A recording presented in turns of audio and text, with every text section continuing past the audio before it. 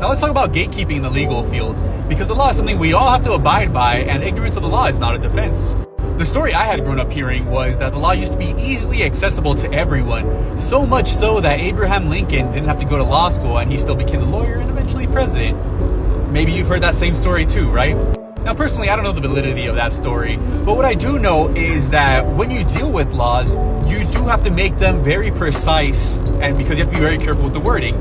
For example, a lot of what I'm telling you right now, you can kind of imply what I mean. I don't have to get too specific, but with the law, you kind of don't have that leeway.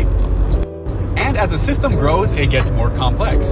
So for example, the laws might have started simple in the beginning, but then there became more exceptions to it, more case law, more exceptions to those exceptions, more loopholes, and you just end up with a system that the common person can no longer fully comprehend.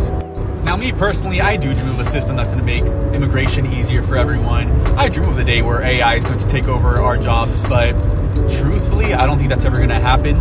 But how we achieve a system that's going to make immigration accessible for everyone is something I haven't yet figured out. I think the first step should be in helping the most vulnerable and then going up from there. So for example, I really like that there are a lot of nonprofits that help out people obtain their U visa, or if they're victims of a crime or domestic violence, helping with VAWA as well.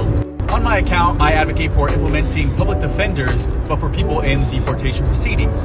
But my favorite thing is seeing other immigration attorneys on TikTok answering questions, offering free advice, offering free consultations. So if you have any questions, please leave them in the comments. I'd be more than happy to help.